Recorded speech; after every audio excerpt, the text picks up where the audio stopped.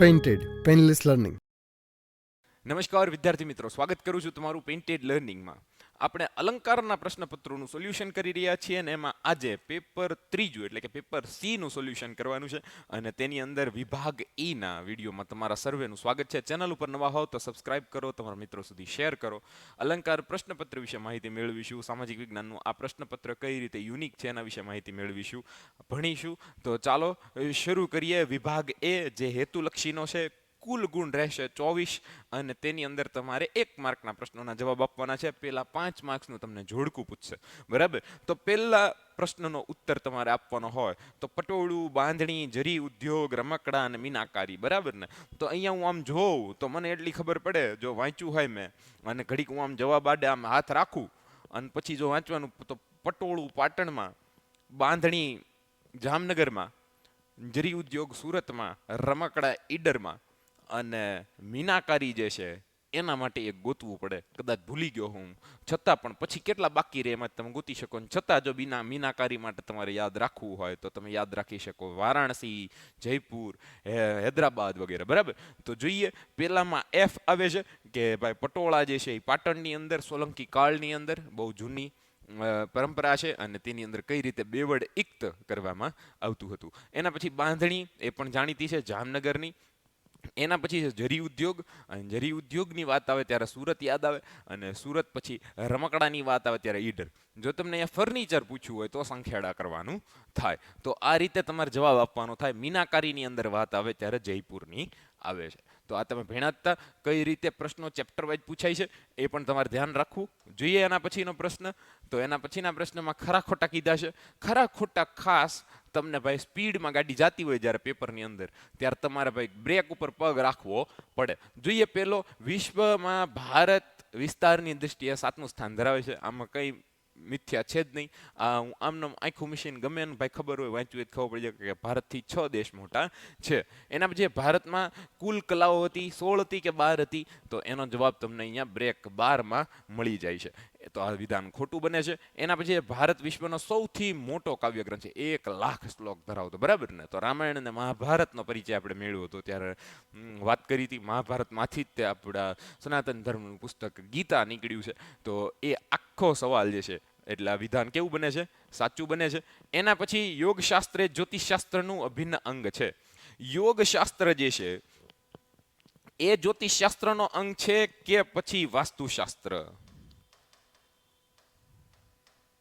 જો અહીંયા વાસ્તુશાસ્ત્ર લખ્યું હોય તો આ વિધાન સાચું પડે, અને જો વિધાન અહીંયા યોગશાસ્ત્ર છે તો યોગશાસ્ત્રને અને જ્યોતિષશાસ્ત્રને કોઈ લેવા દેવા નથી બનતા. એના પછી કોણાર્કનું સૂર્ય મંદિર 7 પેગોડાના નામથી ઓળખાય છે. 7 પેગોડાના નામથી ઓળખાય છે, બરાબર? કે કાળા પેગોડાના નામથી ઓળખાય છે. તો એના 7 ઘોડા જે છે એ ખેંચે છે. પણ અહીંયા જો કાળું લખ્યું હોય કે કાળા પેગોડા ના નામથી ઓળખાય છે તો એ જવાબ સાચો બને, બાકી તો એ વિધાન પણ ખોટું છે. તો આવી રીતે તમે બધા જવાબો લખી શકો છો.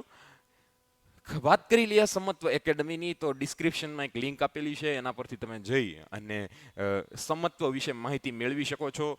જ્યાં તમને મળે છે ધોરણ 11-12 સાયન્સ કેવી રીતે કરવું એની તમામ માહિતી, જી મેન્સ અને નીટ જેવી એક્ઝામની માહિતી.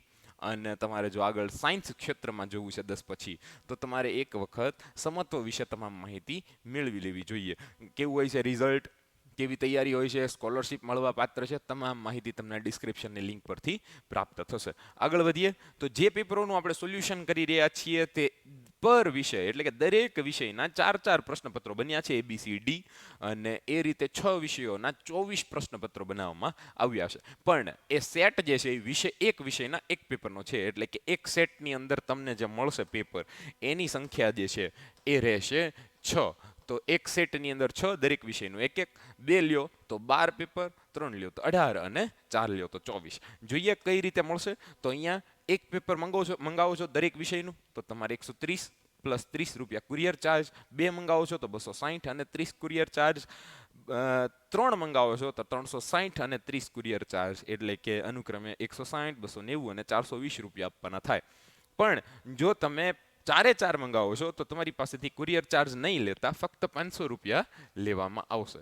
તો આ ખાસ યાદ રાખજો, ફક્ત 500 રૂપિયામાં તમને 4 પેપર એક વિષયના 24 પેપર મળી જશે.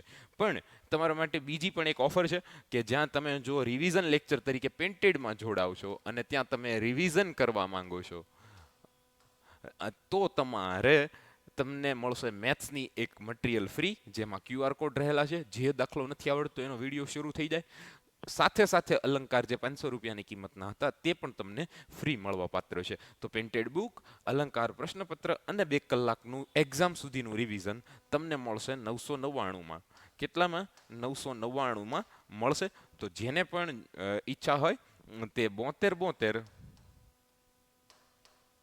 86 86 71 પર કોલ કરે અને વધુ માહિતી પ્રાપ્ત કરે. આગળ વધીએ પછીના તો સંક્ષિપ્તમાં 4 નવા પરિરૂપ પ્રમાણે સંક્ષિપ્તમાં 4 પ્રશ્નો પૂછાવાના છે. એમાં પહેલું પૂછી લીધું છે નેગ્રીટો, પછી પૂછ્યું છે તમને જુનાગઢના જોવાના સ્થળો અને એની માહિતી પણ અહીંયા આપેલી છે. તમારે સ્ક્રીનશોટ લેવો હોય સ્ક્રીનશોટની પણ જરૂર નથી. જે લોકો અલંકાર પ્રશ્નપત્ર ખરીદવાના છે તેમને અલંકાર દ્વારા તૈયાર થયેલી PDF મળશે જવાબની, બરાબર? તો એ તમને મળી જશે, મોકલવામાં આવશે અહીંથી, એટલે તમે પોતે સોલ્વ કરી શકો છો. બાકી જે આ પ્રશ્નપત્રનું સોલ્યુશન જોઈ રહ્યા છે તેના માટે અહીંયા જવાબ આપેલો છે કે ભાઈ જેને હબસી કહેવામાં આવતા હતા અને તે પ્રાચીન નિવાસીઓ હતા અહીંના. ક્યાંથી આવ્યા હતા? તો ભાઈ બલુચિસ્તાનમાંથી 4 થી 5 ફૂટના હતા અને વાંકડિયા વાળ ધરાવતા હતા. જુનાગઢના જોવાયેલા સ્થળોની અંદર ભાઈ અશોકના શિલાલેખ, દામોકુંડ, ખાપરા કોડિયાની બૌદ્ધ ગુફાઓ, ઉપરકોટ, જૈન મંદિરો, દામરકુંડ, આ બધું, અડીકડી વાવ, જૂનો રાજમહેલ,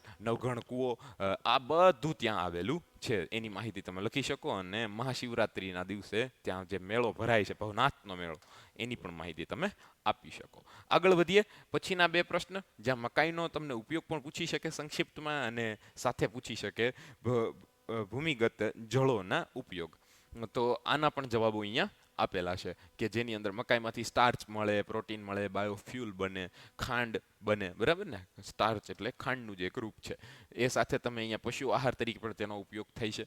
તો આ માહિતી આપી શકો છો. જોઈએ પછીનો સવાલ તો ભૂમિગત જળોના ઉપયોગ, સિંચાઈ સૌથી મોટો ઉપયોગ. એના પછી જે છે ઘર વપરાશ, પીવાના પાણી, બધું તમે 1 માર્ક્સમાં લખી શકો. પછી 5 ખાલી જગ્યા, 5 ખરા ખોટા અને 5 જોડકા. જોડકા પછી ખાલી જગ્યાઓ. તો ખાલી જગ્યાઓ જે છે એ તમારે અહીંયા આપવાની છે કે ભાઈ તાજમહેલ જે છે કે જ્યાં એની એક મહેરાબ ઉપર લખેલું છે કે સ્વર્ગના બગીચામાં પવિત્ર દિલોનું સ્વાગત છે. તો આપણને ખબર છે શાહજહાં જે છે એને મશહૂર કરવા માંગતો હતો દુનિયાની અંદર, અને તેણે મકબરો બનાવ્યો પોતાની પત્ની મુમતાઝ મહલની યાદમાં. તો અહીંયા તાજમહેલ જે છે એ એની ગણના અદ્વિતીય મકબરામાં થાય છે. બેંગલુરુના ભાઈ સિલિકોન વેલી કહેવાય છે. કોમ્પ્યુટર ચિપ્સને લઈને જે ઉદ્યોગ ત્યાં વિકસ્યો છે, એટલે ભારતની સિલિકોન વેલી તરીકે બેંગલુરુને ઓળખવામાં આવે છે. પછી છે ભારતની વર્તમાન સમસ્યાઓ પૈકી ગંભીર સમસ્યા બેરોજગારી છે. કઈ સમસ્યા છે? બેરોજગારી, જ્યાં રોજગાર મળતો નથી. અને બેરોજગારી કઈ રીતે ભાવ વધારોથી લઈ અને સામાજિક સમસ્યાઓનું કારણ બને છે એનો વિસ્તૃત અભ્યાસ આપણે કર્યો છે. સ્ત્રી સમગ્ર વિકાસની પ્રક્રિયાનું કેન્દ્રબિંદુ છે, કારણ કે 50-50% વસ્તી ગણી શકો તમે પુરુષ અને સ્ત્રીની. તો તમને ખબર છે કે ભાઈ 50% જ વિકાસ થાય પુરુષોનો અને સ્ત્રીઓ પાછળ રહી જાય તો સંપૂર્ણ વિકાસ, માનવીય વિકાસ સંભવ નથી. તો એની આપણે મહિલા સશક્તિકરણની અંદર ભણ્યા હતા. તો આ હતી ખાલી જગ્યાઓ. એના પછી જે છે વિકલ્પો આવે છે કે જે 5 પૂછાવાના છે. તો એની અંદર પહેલો વિકલ્પ સાચી જોડણી છે. અહીંયા તમારે પેન્સિલ એક હાથમાં રાખવી એ હું ખાસ સૂચવું છું, કારણ કે જ્યારે પણ આપણે સવાલ લખતા હોય ત્યારે ઉતાવળ હોય છે જવાબ દેવાની અને આપણે છે અને નથીમાં ફસાઈ જતા હોઈએ છીએ. તો પેન્સિલ સાથે રાખો અને સાચી છે ઉપર આમ અંડરલાઈન કરો. પછી તમને ખબર પડી જાય કે ભાઈ સાચી જ આપણે શોધવાની છે.